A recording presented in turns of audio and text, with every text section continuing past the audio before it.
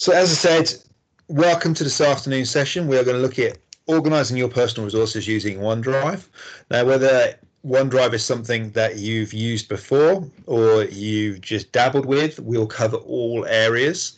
We're going to focus on using OneDrive primarily in the web browser, and you can also have it installed on your computer as well, so it will appear as a shared drive, and we'll look at all those different areas as we go through this afternoon. We are also going to offer you the chance of becoming a Microsoft Innovative Educator with OneDrive. So that means that you can get accreditation from this afternoon's training session. You'll be awarded 1,000 points that you can redeem in the Microsoft Education Centre.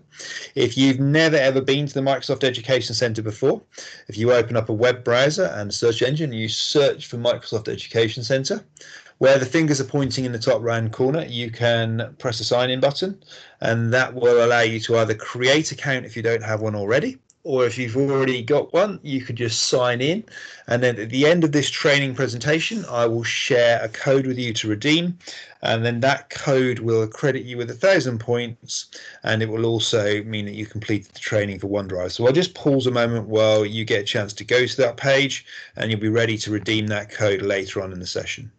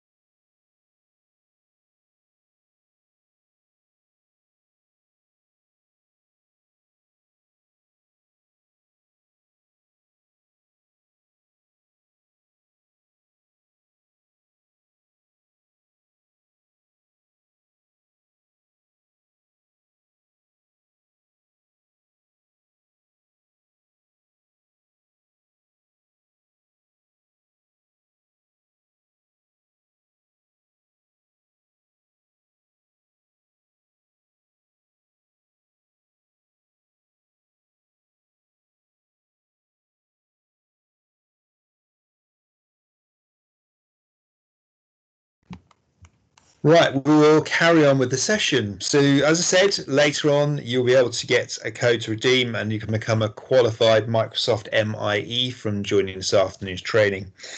The important point is that in the Microsoft Education Centre, where you are currently logged into, there's lots of other courses and resources that you can refer to after today's session. So I often get asked, are there any training materials or are they handouts? Because Microsoft changes the way that the products work semi-frequently, or buttons might move, or new features are included, it's almost impossible to keep updating any sort of handouts. So the Microsoft Education Centre has training courses which are always up to date and curated by Microsoft. It allows you to undertake courses depending on what you're interested in and what's important to your school as a development priority, and then you'll be able to expand your knowledge and then share that with others in school to help improve school. It may then lead some people on a journey where often people become a certified MIE, which you'll be this afternoon, and then they want to know more, or they'd like to invest time in their own professional development, and they can become an MIE expert. And we have got a few schools that have undertaken that process and are now transferring to become Microsoft Showcase schools. As well as becoming an MIE expert, you can also reinvest your skills and knowledge with people in the schools community in the UK. You can become an MIE trainer or an MIE master trainer, or even an MIE fellow, and they demonstrate quite a deep level of knowledge and commitment to helping improving standards in education. Well, as I said, we'll come back to that later, but today we are going to have a look at how to use OneDrive. We're going to think about all these personal files and folders that we've got, getting them into the cloud, then also how we access those files once they're up there in the cloud. Once we have them in and they're working, we'll explore how we can share and collaborate and edit those files in real time. And then on the other side, we'll have a look at non-personal documents, so when you've got shared files and folders, and we'll briefly touch upon SharePoint and also Teams files. As I said before, there'll be opportunities for questions and answers throughout the session, so I'll pause at a convenient point, and then you can just ask me any questions that you think you need to know. The benefits of using the cloud is often a question that I'm asked quite early on when I'm discussing with schools. I think the fact that you can get to your files from absolutely anywhere, as long as you've got an internet connection and you can get to your OneDrive online. If you've also installed OneDrive on your computer, you'll have a copy of those files locally, and when you reconnect online, they sync back up. But it also improves the efficiency of working with other staff in the school. Just the fact you haven't got to attach a document to an email and send it to somebody else, and then you get 2 versions, which might turn into 3 or 4 versions, and then somebody has that unenviable job of merging them back together, and you could just collaborate on a single document together by having them in your OneDrive. You can also find things more easily. The search functions are quite good in OneDrive, and it allows you to drill down and find a file or a folder. Even if you don't know where it is, you're able to locate it, and it's far, far better than the one in Windows 10, for instance. But it also means that there's better communication between staff, because you can leave notes for each other on files. You can also see a history of who's edited a file. So there's far greater transparency about what you're doing with your folders and work and files online. I often get asked, well, that's great, Martin, but what's the difference between these different platforms? So just to summarize for you, OneDrive, which we're primarily focusing on today, is for personal files. It's not designed for collaborative work in a large scale. Yes, you could share an individual folder or an individual file, but it's not meant for the whole school to get together. It's like a USB stick or an external hard drive, except it's stored in the cloud. And sometimes people go, well, what on earth is the cloud? The cloud is just your link to some space on Microsoft servers. And on those Microsoft servers, you'll be able to keep your personal documents. And normally, if your school has configured Office 365, as well as having an Outlook email address, you'll also be able to go to something called the App Launcher, which we'll look at later in this session. And in there will be your OneDrive. It's also private, so you won't get anybody else accessing your resources unless you decide to invite them in. So it's a nice, secure environment, and it works a bit like your personal area on a network. If you've got a server in school, or if you're using an individual laptop, it's just like your documents area on that laptop. For collaborative work, you've got SharePoint, but you've also got Teams. So that's where you might have a whole school share or a teacher shared area. It does work like those shared drives on a server in school. And it means that, though, unlike the OneDrive, where nobody can change your files because it's personal to you unless you decide to share an individual one, absolutely anyone can get into a SharePoint or a Teams file section. And the collaborative nature means that you could possibly get something overwritten, modified, deleted. So I would always emphasize here, keep your original copies in your personal OneDrive. And if you move them to SharePoint for the wider staff or for collaboration across the whole school, I probably wouldn't advise moving your only single copy, just in case somebody deletes it by accident or modifies it beyond recognition, and then you can't get back to what you started with. So with managing personal files, when you first log into OneDrive, if you haven't used it before, I'm just going to show you a picture of what you will see, because I have used mine and it won't look the same. You'll see that lovely little robot, and it will tell you then to drag your files and folders in there. So at this point, I'm going to break out of the presentation. I'm going to jump across to change the share on my screen to show you the real OneDrive. Has anybody got any questions so far about differences between OneDrive and Teams or SharePoint?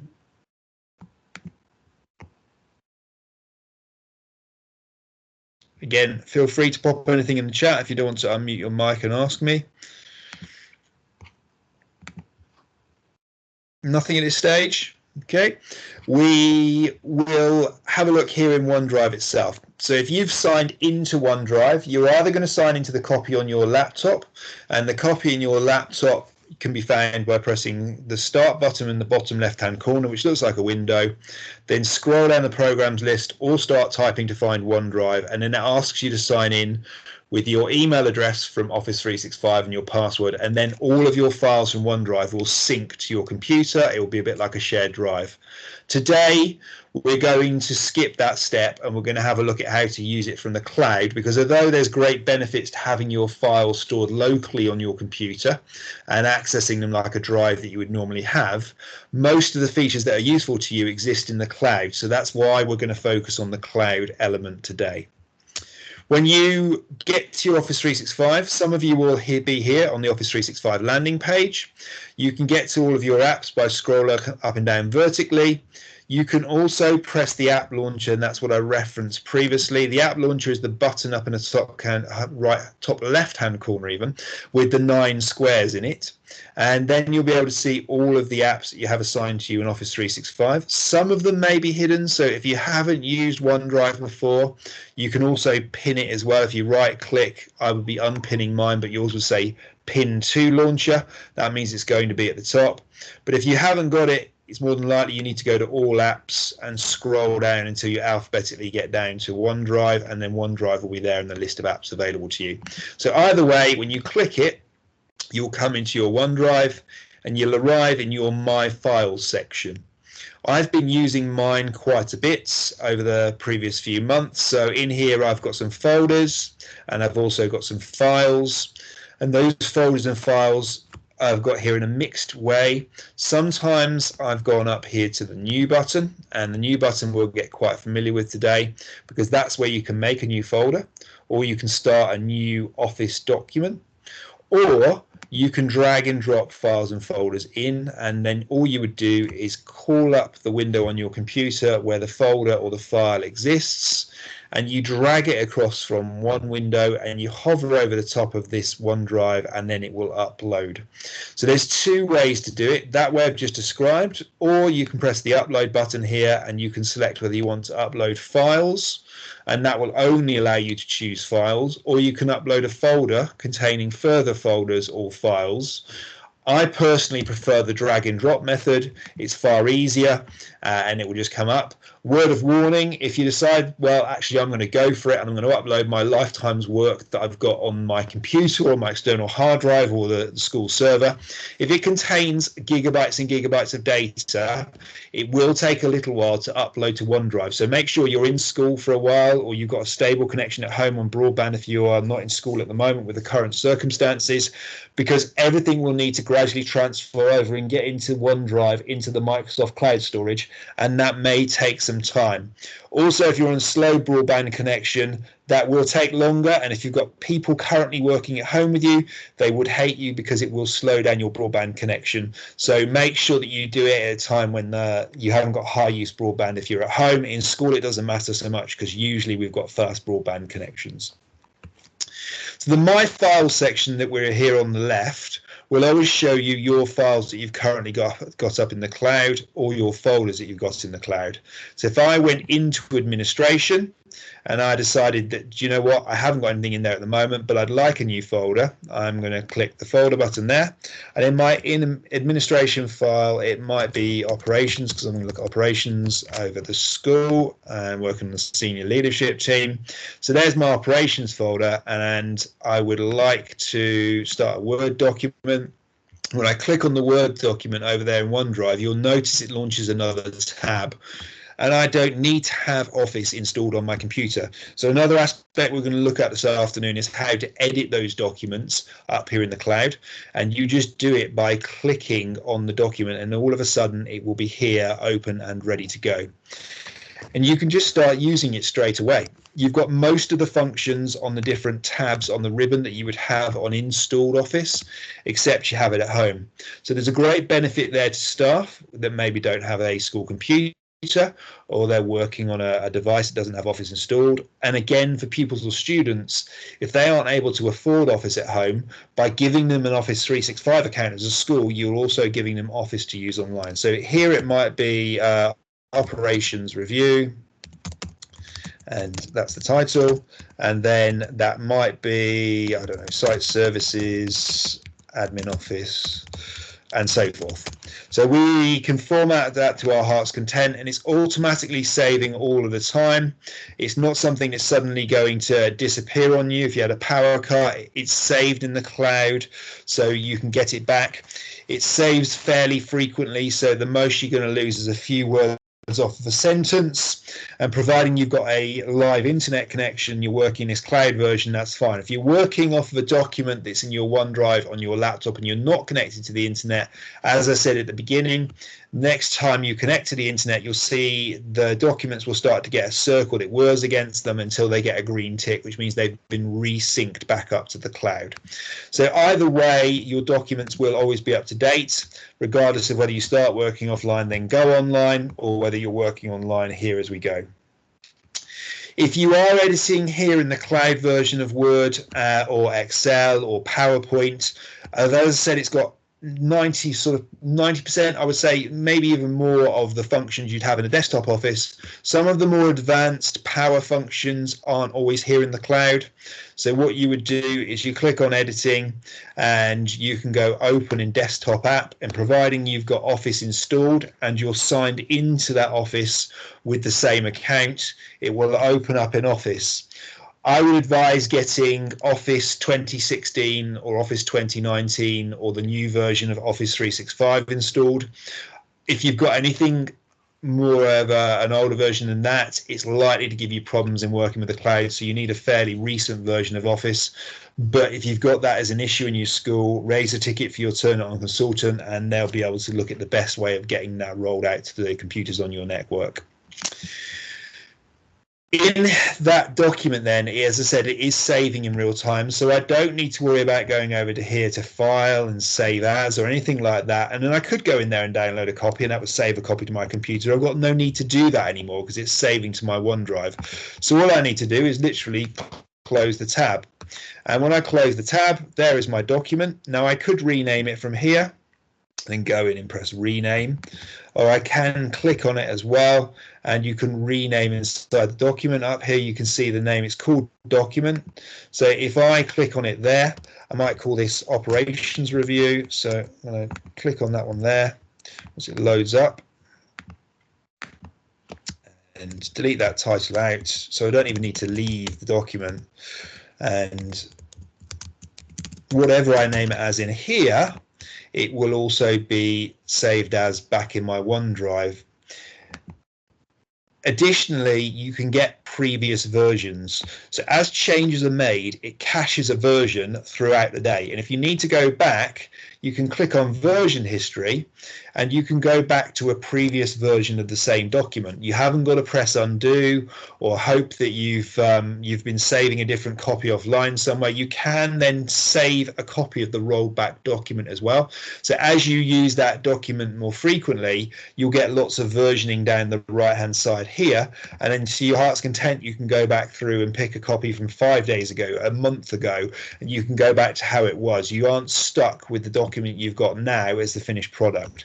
So there's quite a bit of scope there to easily go back and get your other version. I'm just going to close that down, and then over here operation review is in there. Now I might have decided, you know what, I forgot to put that in my operations folder, so I could pick that up and let it go, and I can drag it in and then it will move across there, and then it's inside the operations folder. You could also tick a document, and then when you tick a document you'll have some options along here in the ribbon at the top, and one of those will be a move to. So you can click the move to button, and then you can choose in your OneDrive where you're going to move it to, which folder or file, and you click move here and then it will relocate it for you. So it's easy to drag and drop it in when you're moving down a layer of folders. If you want to move it back up or out to a different set of folders, the move button is the button to use. Or if you've got what it installed on your desktop and OneDrive is syncing for you, you can move it around in there by using cut or copy and then paste, just like you would with any other file or folder on your computer. So it depends on the way you like to work, whether you want to do that in the cloud or whether you want to do that on your computer, but it's quite easy to move your files around. Up here you've got your file path, and that allows you to navigate backwards and forwards. So instead of having to press the back button, all you do is you click the hyperlink and you can move to to the layer above, or you can go back to the layer below, or if you wanted to get all the way back to your beginning, you could click My Files there, or you could click My Files there, and then it will bring you back to the layer of the folders that you're working with, so you can get to the next resource that you're after. You may have seen, if I retick that, as well, hidden in here on the ... so the ellipses, you've got an option to copy. So if you don't want to move it and you want to take a copy of it, you can do that in exactly the same way. So there's different ways to get your files, either cut and paste or copy and paste, and get them out to a different location. I'm going to pause there and ask if there's any questions on either getting files, folders in, or moving files and folders. Again, feel free to unmute if you want. I can see some people here and turn it on as well. They know I don't bite. So ask away if you've got any questions regarding those, and I'll happily answer them for you. If not, I'll move on to the next bit of the training.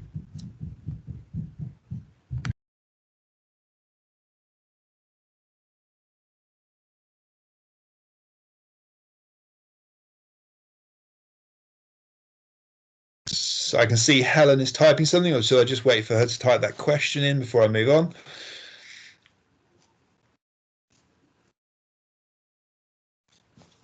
Okay, Helen's just saying she's good with that. Thanks for confirming, Helen. I will move on to the next section for you. We've covered at the moment My Files, and we will come back to that. You can also find files that you've recently edited. So on the left here, if you go to Recents, that will take you to a jump list of all the files in chronological order that you've edited over the past months and weeks or even years. You can scroll down, and some people find that useful to quickly jump into something they've been using recently instead of having to delve down through folders. You can also get files or folders shared with you, and in a minute I will show you how to share files or folders. But anything that has been shared with you will appear in the Shared tab here. So this is a list of files or folders that have been sent to me, where people have said, I'd like to share this resource, I want you to access it, or I'd like your input in it, or I know you need a copy of it, and it gets sent over to me. Often people ask me, well, that's great, and I can see a big list and I can scroll up and down in date order, and you can change where they're ordered by either date or the person that's shared with you or the name of the file. You don't have to just share it, keep it in date order. And people say, well, can I then organize that? You can't organize the shared list. The shared list is just a list of files and folders that are shared with you. If you want to organize it, you need to take a copy of it. So you would tick it, and then you'd go to ellipses in there, and then you would take a copy out and you would send it over. If you don't want to take a copy of it, you would edit it in here. But if you click on it and you edit it here using the share link, it's like a window back into the other person's OneDrive. And please bear in mind, you will be editing and changing and overwriting their original copy. If it's something like report writing season, which we're getting to very soon, and you're a head teacher and your staff are writing their reports and they've shared them with you in OneDrive, it might be the perfect scenario that you dip into an individual pupil's report and you add the head teacher's comment to it, and then you could also check the class teacher's comments as well. It's great, and it's an easy way to share things between each other, and it also means we haven't got to worry about getting them on a shared drive in school and remote connecting across the internet or attaching them to an email. You add your comments, you email them back, and then maybe there's been updates, so you've got duplicates you need to merge. All of that goes away by editing simultaneously online, and you do that by sharing people documents and files across to different people. When you delete, it goes into the recycle bin. I don't think I've deleted anything for a while. It will sit in here by default for 30 days, and then Microsoft will also delete your recycle bin.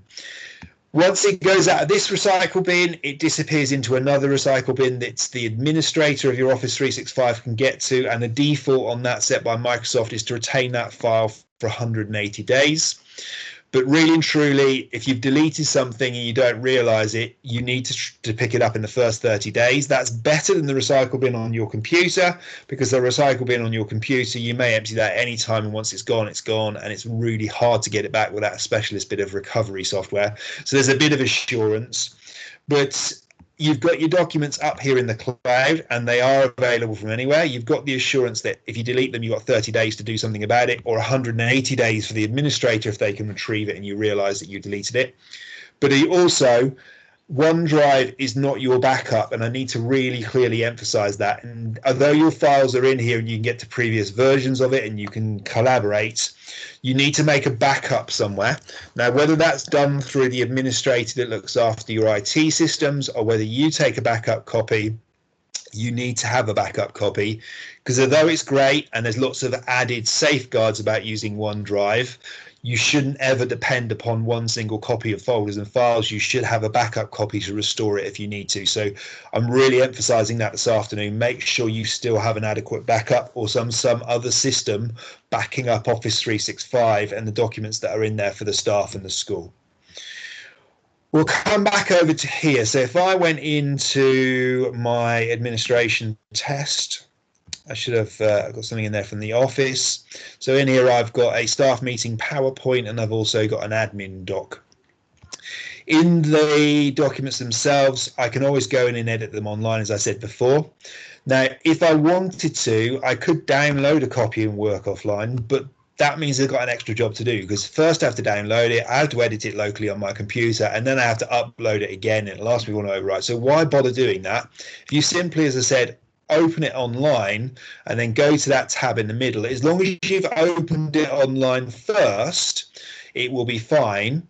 And once it all loads up, you'll have the option then to edit, as I said before, in the desktop version, or carry on editing online. If you do open it in the desktop version, you're signed in, all of your changes will save back up into your OneDrive and not on the computer you're working on. So although you've then got the power of the software installed on your computer, you haven't got the headache of worrying about where it's saving, because it's automatically saving back to your OneDrive. And the same would apply if you opened it up from a shared area on Teams or SharePoint. The route back is there, but you have to open it from the online cloud version to start with, otherwise it won't know where to save it. It's not that clever to guess where you want it saved.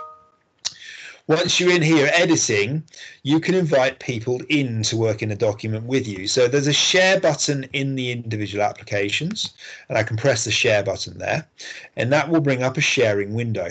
On the sharing window, you've got an option here, first of all, to address, where by default, Microsoft says that anybody with the link that you're going to share could come in and edit this document. Now, you probably don't want that, or there'd be very, very rare occasions where you want that. So you press the arrow by the side, and then you say, well, I either want people in my school to be able to do this, or I want people that had existing access previously to be able to come in and view or edit this document, or I wish to name specific people. I would always advocate specific people, but if you do want to use it with anyone with this link, you can stop people editing and make them view only. So if you untick that box, it means they can open the document, but they can view it and make no changes.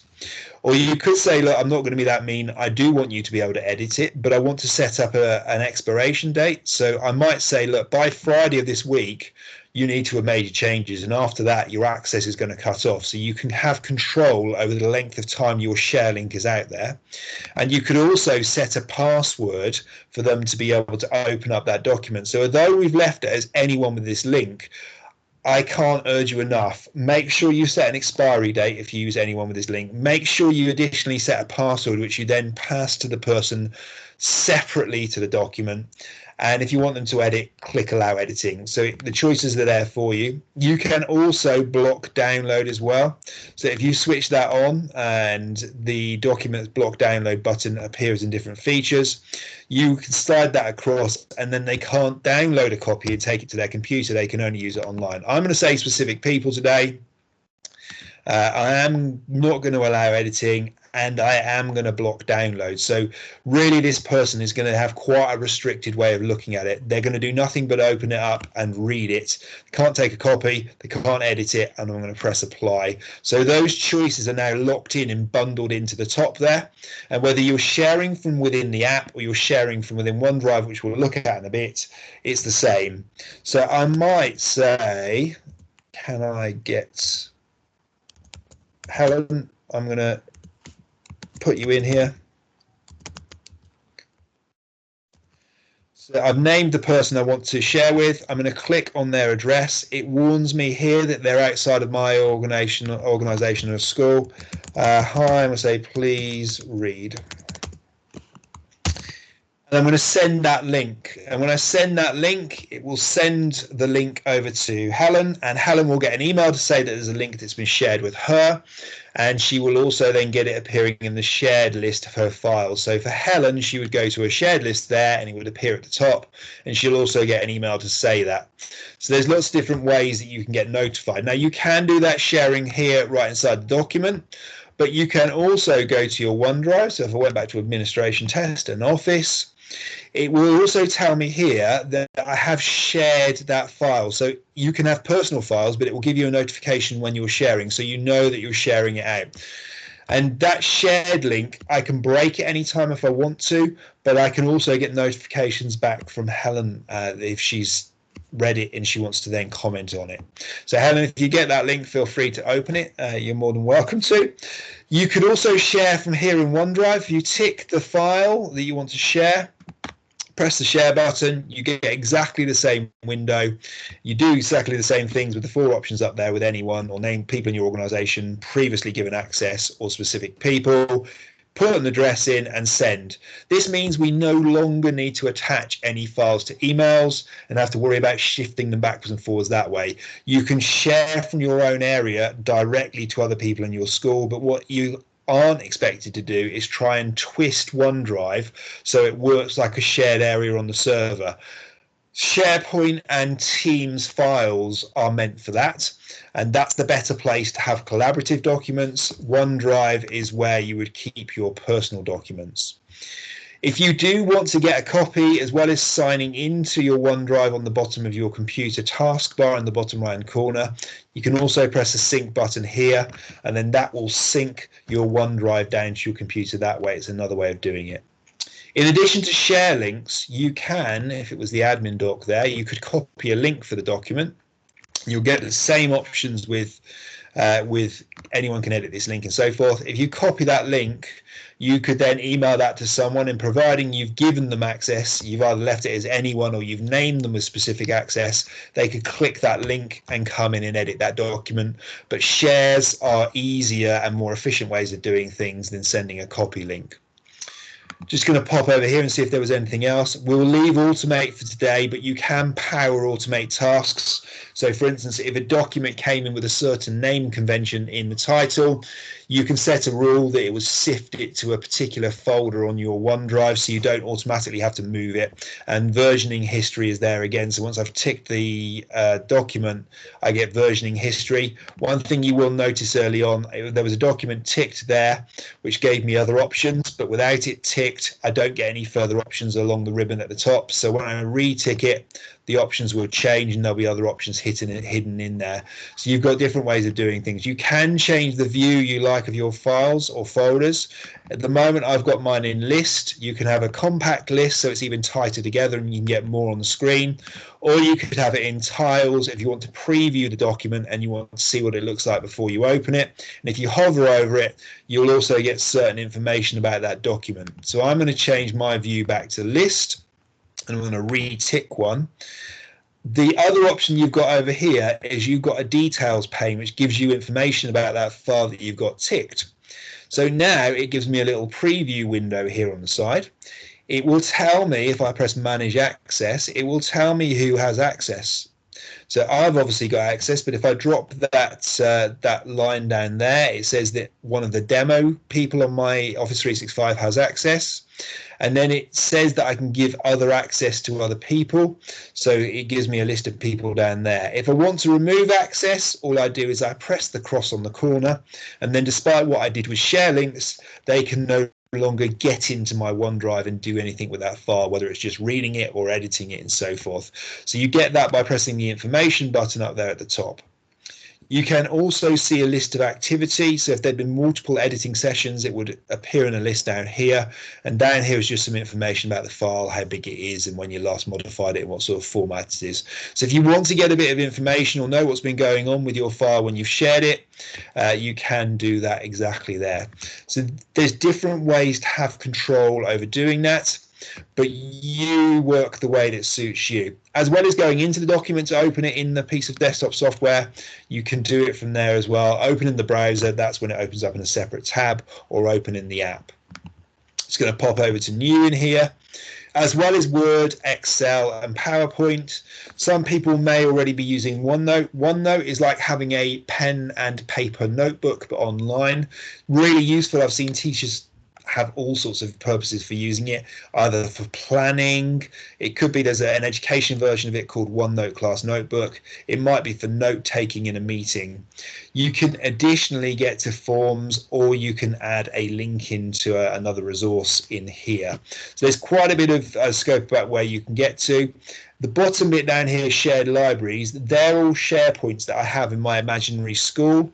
And what I can do is, if I want to, I could move a file and I could sift it out and either drag it over and drop it onto one of those, or I could go to the options in here and I could go to move. And then down here will be all of my different SharePoints or teams, and I can browse my sites even down further. And that allows me to move something out of my personal OneDrive into either a team or into a SharePoint. So there's ways that you can move things between personal OneDrive to shared SharePoint. So without any further delay, I will go across to SharePoint next. But before we jump out of OneDrive, are there any further OneDrive questions before we look at collaborative file sharing?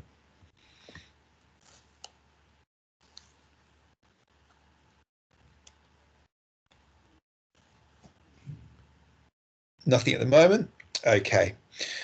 I will jump over into the SharePoint view. So I'm going to go back to the tab where I have my home page. You can, if you wish, go to the app launcher there as well. It works exactly the same way. I'm going to scroll down and I'm going to click on SharePoints. So if you are a school that started before Microsoft Teams, you might have SharePoint sites. I don't think I've actually got one in here. I think it might have got deleted. But you'd create a new, no, I have got one in here. You create a new SharePoint site, and a SharePoint site looks exactly like, so I went into my governance SharePoint site, it looks exactly like your OneDrive in the fact that you've got your documents. If I go into there, and then you've got documents that are shared with us because it's the group, or you've got the files that are there individually, or the folders that are there, and you might see some that are already in. And then depending on what you're going to do, you will then see the options up in the top bar starting to change. Some of them will be familiar, such as the upload button and the new button and the sync button. You can add a shortcut to your OneDrive. So on the left hand side, where I had all those sites that I use frequently, that's where I added a shortcut. And just like before, if I tick it, the options along the top will change. I can still do share links, I can copy and so forth. Now, SharePoint's all well and good, but it's a bit clunky for the modern world. So the way that we work normally now with collaborative documents is in a team. So if I jump back over again and I quickly dip into Teams, I have a great deal of teams that I've got available to me. Oh, that's not so helpful. Let's see if I can get that to reload.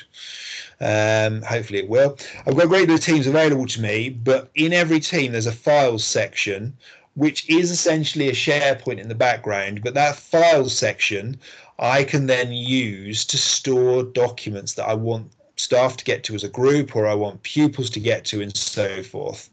Once Teams loads up, we'll have a look in there. I might cut down a couple of these other tabs just to see if I can cut down the burden on the network here.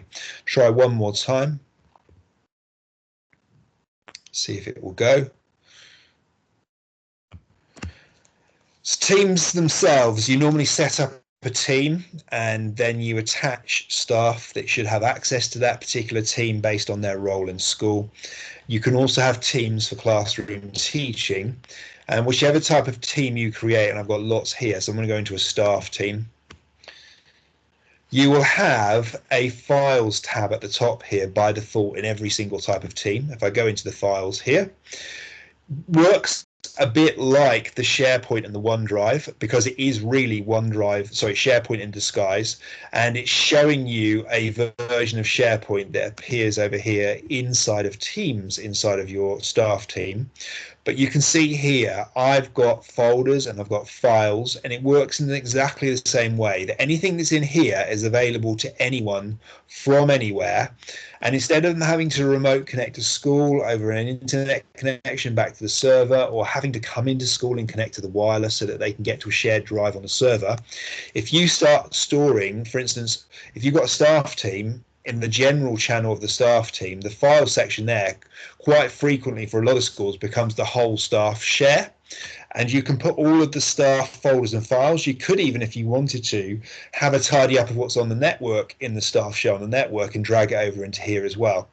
Once it's in here, you can just go in and out. And if you wanted to go into the maths team, if there was anything in there, I think there might be a file or a folder, although there isn't in this instance. You can go in and you can try loading up and using that file. If it's something that you want a copy of, you can take a copy out of the central staff area. Mine's definitely not playing ball this afternoon. And you could then take it back and put it in your OneDrive, or you can carry on editing here in here collaboratively. If you do decide to go into your OneDrive and edit a document, so I think I'll open up the admin document as Teams there is struggling. When you go into that document and you've invited other people with a share link to come in and edit with you, you'll see them appear as different coloured flags with their name on it or their email address from school. And then in real time, when you're typing in the document, they can be typing in the document, and you can have multiple people all in there simultaneously working together. I think Teams has had a moment this afternoon now. And with that, then you can all edit a single document, and all of your changes will be in that single document, and there won't be any problems with having to create these multiple versions. So it just makes it easier to work in one single place. And as I said, with that scenario of using the reports for the head teacher adding comments onto the teachers, you can then just keep it in one single document. Don't think that's going to load. While I try and reload this, has anybody got any questions about collaborative working or working in either a SharePoint or a Teams?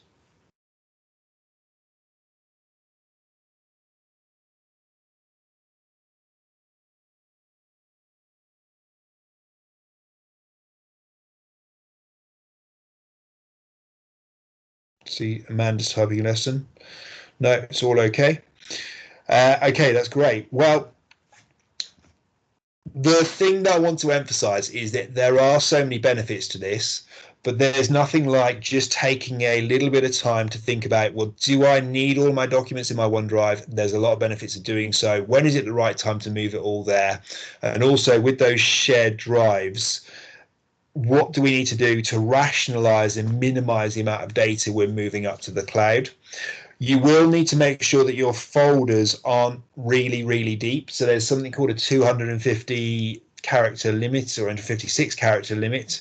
And that means that your folders can't be more than about 6 or 7 deep. Most schools aren't, but occasionally I've come across schools that are deciding to have really deep folders within folders within folders. So try and keep your folder structures as shallow as possible, and that could be part of that rationalization work before you move them over. When they move over, you'll be able to then just use them like you were looking at a server shared drive, except you're not. You're looking at an area here in your OneDrive. I'm just going to switch from the presentation, from the demo view back to the presentation in a moment and jump into the final section.